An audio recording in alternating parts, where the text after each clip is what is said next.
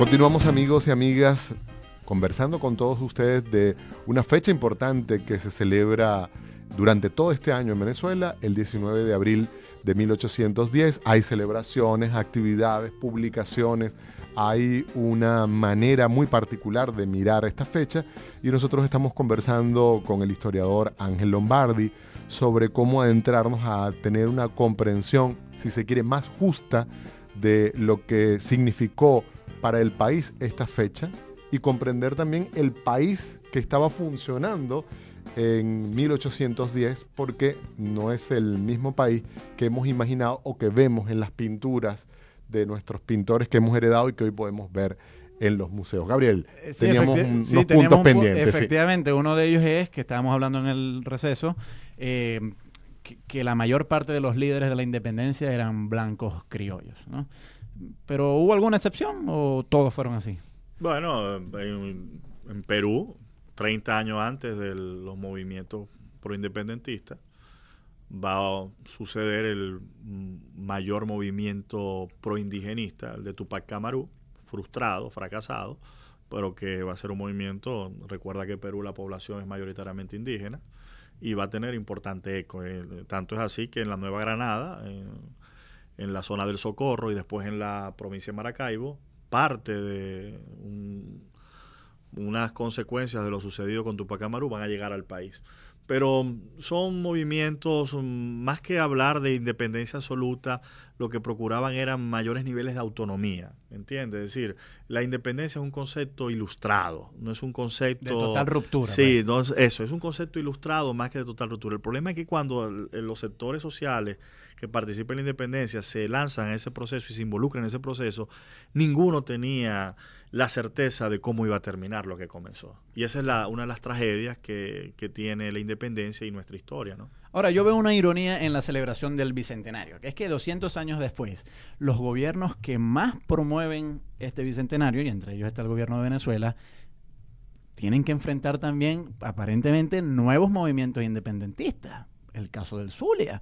El partido político Rumbo Propio ha promovido una idea de autonomía para el Zulia, pero no solamente en Venezuela, en el país Bolivia, la región de Santa Cruz también ha propuesto una independencia respecto a Bolivia. Y casualmente anoche, Alexander, leyendo un poco, preparándonos para este programa, vi, quizás tú conoces esto porque has estado en ese país, una región de Nicaragua creo que también está lanzando un movimiento independentista frente al gobierno de Daniel Ortega.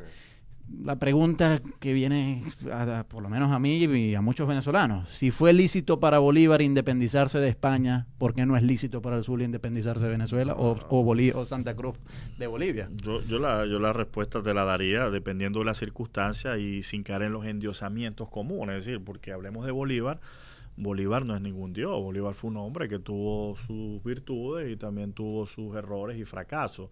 Y yo creo que hoy en día al venezolano, al ciudadano de nuestro país, le hace falta acercarse a la figura de Bolívar de una manera desmitificada. Y todos estos procesos de una manera desmitificada. Yo creo que ese es el mensaje, en todo caso, que yo les daría a mis conciudadanos, a que estas celebraciones se tienen que hacer más pensando en el presente y en el futuro que en el mismo pasado, porque evaluar cómo ha sido ese devenir. Fíjate que una de las cosas que el venezolano prácticamente deja de lado y que ha demonizado son los 300 años del periodo colonial, es decir, como una edad media, como una edad oscurantista, como una edad donde hubo solamente maldad, y realmente todo lo que son los fundamentos de la nacionalidad actual, yo los ubico básicamente en ese periodo de 300 años, sin desdeñar el aporte indígena y sin desdeñar el aporte africano.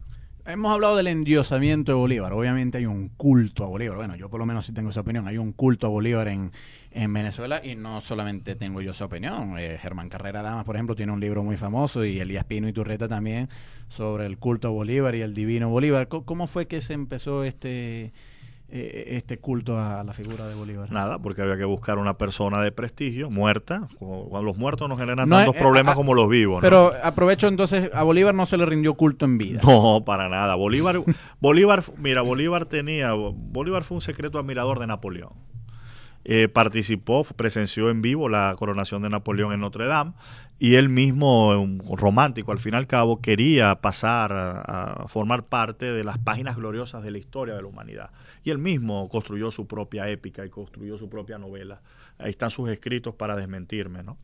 Y Bolívar alcanzó la gloria en vida después de Ayacucho, en 1824. Creo que Washington dijo que era el Washington de América, pues lo nombraban para ese entonces. Era un líder importante, relevante.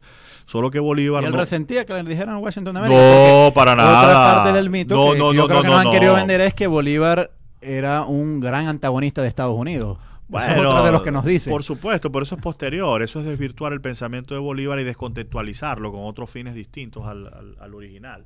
Bolívar, fíjate que Bolívar, yo pudiera decir que Bolívar tenía sus reservas con Estados Unidos, pero no tanto con el Imperio Británico. El Imperio Británico aprovechó la alianza con Bolívar para meterse en territorio venezolano y de hecho el costo fue muy alto. Perdimos la Guayana. Mira, una de las ironías de la independencia es que cómo es posible que una nación triunfante en la guerra pierda 500,000 de kilómetros cuadrados en el siglo XIX. ¿Cómo es posible que hayamos sido tan permeables a nuevos imperialismos? El británico, el estadounidense, el holandés, el alemán, el francés. Entonces, el triunfo de la guerra debió haber sido para consolidar logros, para consolidar proyectos y para engrandecer el país. Ahora, ya que estamos llegando al final de esta conversación, hay algo que me inquieta, es porque seguimos estudiando historia y nuestros hijos siguen estudiando historia con los mismos o con nuevos libros y están entrando, digamos, en esta misma dinámica del aprendizaje de una historia desvirtuada, ¿no? Sí, pero esos son mira, todas las historias, los sistemas educativos escolares formales son conservadores por naturaleza. O sea, tienden a reproducir las ideas dominantes, los sectores socialmente dominantes de cualquier sociedad. Eso es inevitable. Ahora, la grandeza de vivir en un sistema democrático abierto y tolerante es que existe la posibilidad de discutirlo todo. Y cuando en las universidades se pueden formar profesionales en el ámbito de la historia que sean capaces de buscar explicaciones equilibradas y justas a hechos sucedidos en el pasado, más allá de los mitos y las leyendas, entonces nuestros estudiantes van a tener la posibilidad de confrontar lo que son las medias verdades con las verdades auténticas. Y ahí es donde entramos nosotros, las universidades, pues. Estamos conversando con el historiador y profesor de la Universidad del Zulia, Ángel Lombardi, a propósito de la celebración durante este año del bicentenario del 19 de abril de 1810. Todavía tenemos tiempo para una última pregunta, Ángel, ya que nos sí. interesa tanto. Háblanos un poco de la muerte de Bolívar, porque Chávez últimamente ha sacado esta idea de que a Bolívar lo mataron. Eso me parece irracional totalmente, pero sí le veo cierto sentido, porque si uno contempla que Bolívar ha sido endiosado, pues alguien que muere una muerte natural no tiene tanta apoteosis como alguien que es muerto en una conspiración, como Cristo, como muchos dioses griegos Claro. ¿Qué evidencia histórica hay de que a Bolívar lo... Ninguna. ¿Y de dónde saca Chávez eso entonces? Ninguna, bueno, porque nuestro presidente es muy tremendista, ¿no? Nuestro presidente no tiene, es decir, muy audaz en sus interpretaciones del pasado, y eso hay que tener mucho cuidado. No, Bolívar muere de tuberculosis y muere pues relativamente joven, a los 47 años de edad, producto de un envejecimiento precoz. Es un hombre que estuvo permanentemente en una actividad febril, eso sí se sabe, que Bolívar era un hombre con una inquietud pasmosa. Ahora, Bolívar tiene una mala muerte, porque muere... Pero no una conspiración. No, él muere repudiado por su principal aliado en ese entonces, que es Santander y su partido, el Partido Santanderista. Y, sí, pero nadie lo mató. No, que va, tuvo una muerte política, si pudiéramos hablar. O sea, Bolívar tuvo una muerte política porque su principal aliado le derrota.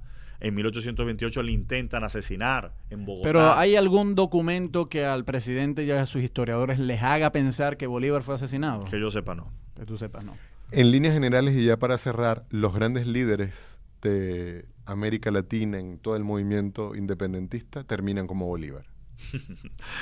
Bueno, yo aspiro a... Mira, yo siempre he pensado que nosotros tenemos, cuando nosotros analizamos por qué no hemos logrado muchas cosas de lo que fueron las aspiraciones de la generación, de los próceres de la independencia, y normalmente le buscamos las culpas, factores extraños, factores externos, que el colonialismo, que el imperialismo.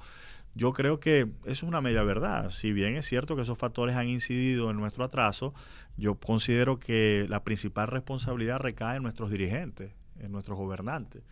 y nuestros gobernantes tienen una deuda histórica con nuestros pueblos, de empezar a gobernar dando la talla, de empezar a gobernar demostrando actitudes de estadista. Recientemente el expresidente de Costa Rica ha llevado a cabo unos discursos, a mi modo de ver, muy aleccionadores sobre lo que debe ser el comportamiento de nuestra dirigencia para los grandes retos que tiene el continente. Bueno, se nos terminó el tiempo, muy agradecido. No, gracias a ustedes, de verdad que sí. De verdad que esta además es la casa, ojalá que podamos tener muchas oportunidades como esta para conversar de acontecimientos como esto, de fechas importantes como esta, o de discutir ampliamente a través de la radio de la Universidad del Zulia de temas como este que están relacionados con lo que fuimos, con lo que somos, pero también con lo que vamos a hacer como personas, como miembros de un país como el en el que vivimos. Gabriel, que estés muy bien. Gracias, Alexander.